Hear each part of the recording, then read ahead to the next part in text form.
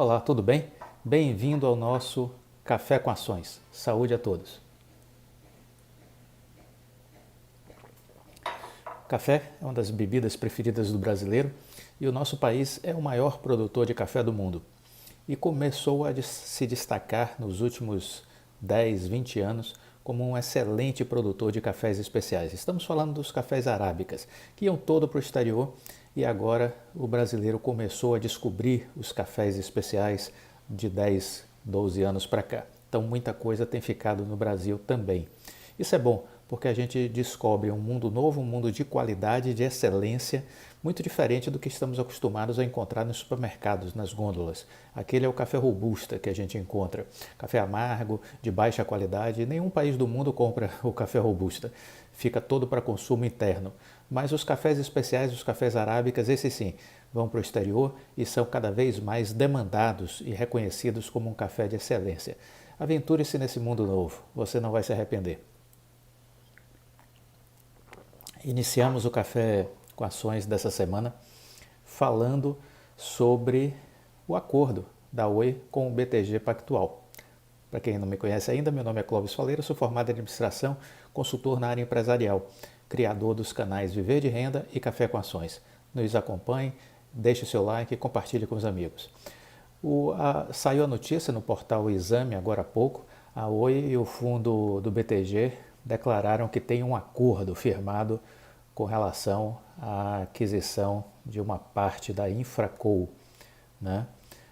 Provavelmente ao longo do dia saberemos mais informações, mas o que está posto hoje é que o acordo está firmado. Após 2 meses de negociação exclusiva e muitas intensas madrugadas na última semana, a Oi e o BTG Pactual assinaram os acordos que darão o direito aos fundos geridos pelo banco de André Esteves de garantir o pódio na briga pelo maior projeto de infraestrutura do país, a gestão e expansão da rede de fibra da Oi, dentro do processo de recuperação judicial, uma empreitada de dezenas de bilhões de reais. Para assumir a rede com mais de 400 mil quilômetros de extensão e organizada dentro de uma empresa temporariamente chamada Infraco, serão necessários 20 bilhões de reais entre a compra de uma fatia e aportes de capital. A execução do projeto vai demandar investimentos da ordem de 25 bilhões até 2030. 25 bilhões de reais de investimentos até 2030. Parte dos recursos será financiada pela capitalização feita na largada deste acordo, mais geração de caixa e contratação de dívida. Será a maior rede neutra do Brasil e uma das maiores do mundo. O Rodrigo Abreu sempre destacou que esse projeto de fibra é o segundo maior projeto de fibra do mundo inteiro, só fica atrás dos projetos em curso na China. Para se ter uma ideia do que o projeto significa, trata-se ao equivalente a uma usina de Belo Monte, aquela usina hidrelétrica.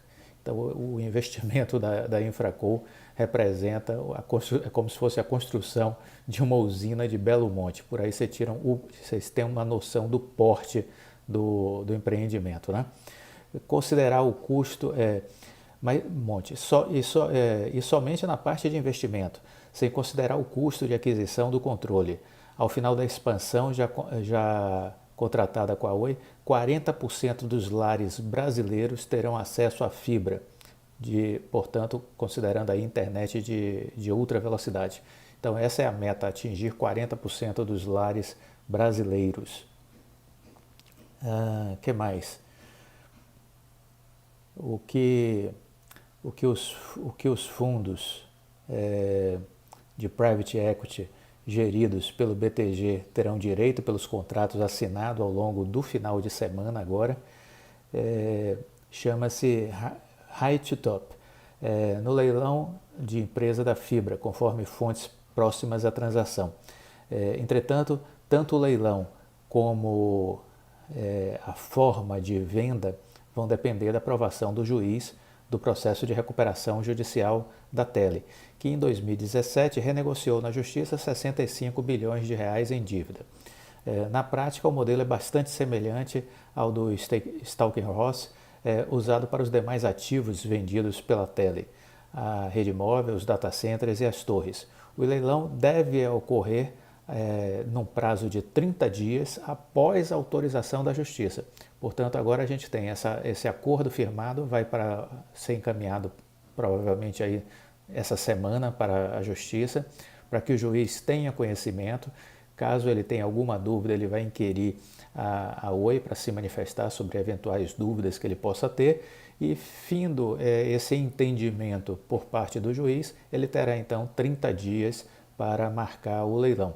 Estamos no dia 12 de abril, vamos imaginar que por volta aí do dia 20 de abril, 22 de abril, ele faça a marcação do leilão, o que nos daria aí, estaremos falando talvez do final de maio para a realização desse leilão. Vamos aguardar, mas a princípio a minha expectativa seria final de maio a ocorrência do leilão para essa questão da Infraco, né? Na concorrência, se não aparecer ninguém para a disputa, os fundos geridos pelo BTG, cujo projeto inclui o fundador da GVT, Amos Genish, ele será o presidente do conselho de administração da Infraco. Ele então, o grupo do BTG terá a obrigação de comprar o ativo. Até aqui tudo igual ao que já foi feito nos processos anteriores de leilão, né?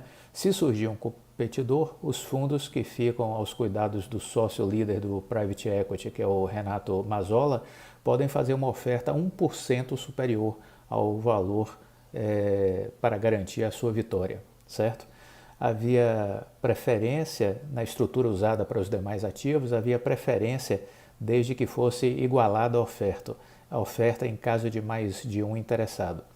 A gestora de recursos americana Digital Colony, que no Brasil é dona da empresa de torres Highline e da Scala de data centers, era considerada uma das maiores interessadas na rede da Oi. Até o momento, contudo, não se tem notícia se pretenderá aparecer como uma proposta no leilão. Particularmente, o que é que eu venho dizendo já há bastante tempo. A fatura está liquidada, não temos nenhuma expectativa de concorrência por parte da Highline, certo? É a nossa opinião já há muito tempo. Entendíamos que essa era uma equação que o BTG levava uma ampla vantagem, né? Era a nossa análise de cenário. Aí entra o meu lado de consultor, de ter trabalhado 30 anos prestando serviço para grandes empresas, ter conhecido o mundo empresarial por dentro, ter vivido com a alta administração de empresas. Isso me ajuda a fazer essas leituras de cenários, né? Então, já de muito tempo que eu venho dizendo que o BTG seria o principal candidato a levar essa posição da Infraco e de se associar à Oi. Quem trabalha na operação, aí uma nota interna, vamos dizer assim, né? Quem trabalha na operação e viu os contratos afirmou o seguinte: nunca tinham presenciado um acordo tão complexo. Quem teve a oportunidade de ver os bastidores deu essa informação. Nunca havia experimentado um cenário tão complexo para que esse acordo fosse firmado. Há uma série de temas que vão ser regidos por acordos, um emaranhado de estruturas interligadas e ainda toda a questão regulatória, certo? Uma série de temas que serão regidos por acordos entre as partes, um emaranhado de estruturas interligadas e ainda toda a questão regulatória. Essa questão pode ser um inibidor de competição ou não. Porém, no passado, o silêncio já surpreendeu nesse setor de tecnologia e de telecom, né? Quem não se lembra, por exemplo, do anúncio da francesa Vivendi, que havia comprado o controle da GVT em meio a uma disputa com a Telefônica.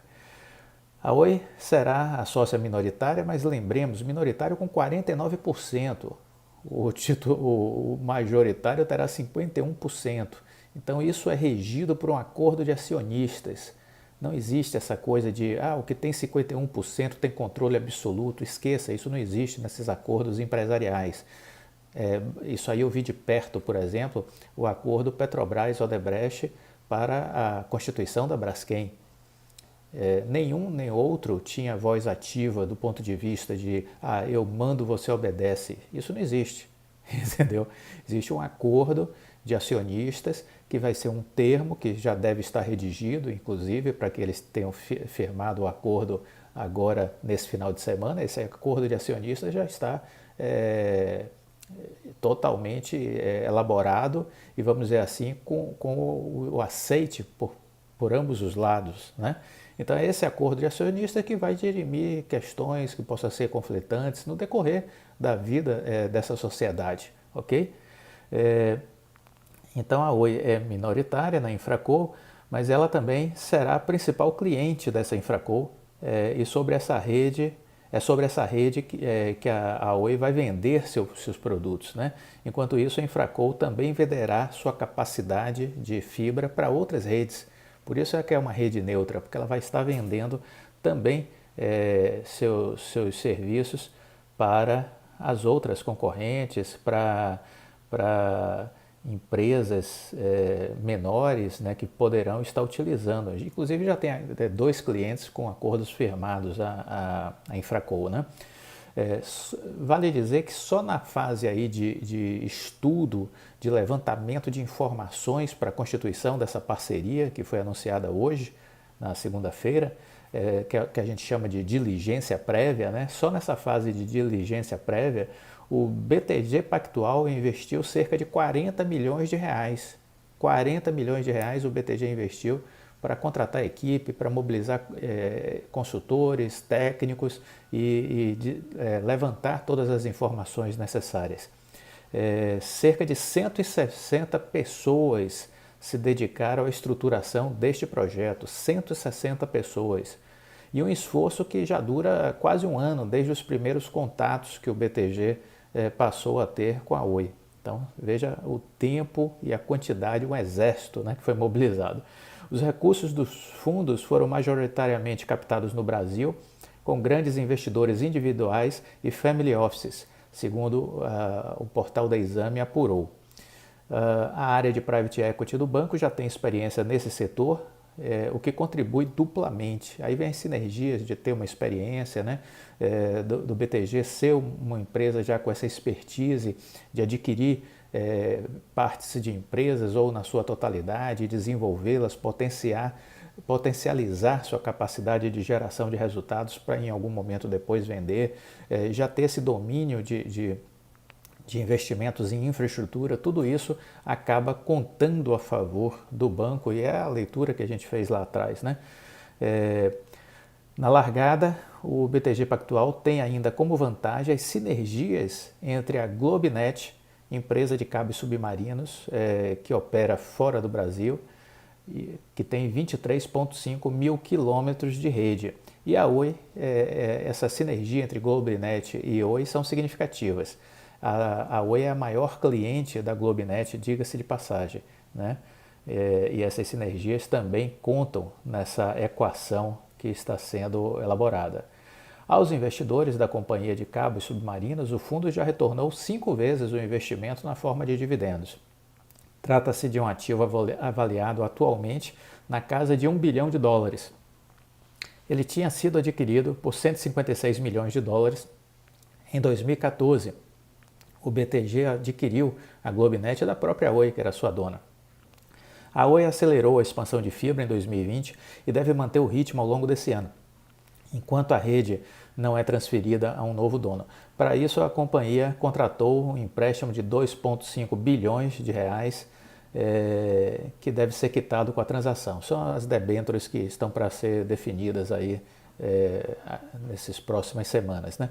Na mira até mesmo o rico e disputado mercado paulista, ou seja, São Paulo, a Oi vai entrar forte, né? 400 mil casas conectadas é a previsão desse ano e 2 milhões já no ano que vem. Até vale dizer que a Oi terminou dezembro com 9,1 milhões de casas passadas com fibra ótica e 2,1 milhões de casas conectadas. A expectativa é encerrar esse ano com um total entre 14 e 15 milhões de casas passadas e 4 milhões de residências conectadas, certo? Então são um pouco dos números para esse ano. E vale dizer que em dezembro a receita de assinaturas de internet banda larga com fibra alcançou 180 milhões de reais, no caso da Oi, né? O que equivale a 2,2 bilhões ao ano. 2,2 bilhões ao ano. A receita média por usuário aumentou 6% na comparação entre o quarto trimestre de 2020 e 2019, com mais de R$ 87. Bom, são alguns números, essas são informações assim, vamos dizer assim, preliminares, mas que eu acredito que são importantes para nós iniciarmos a semana com essa excelente notícia. Fiquem com Deus e até a próxima. Tchau!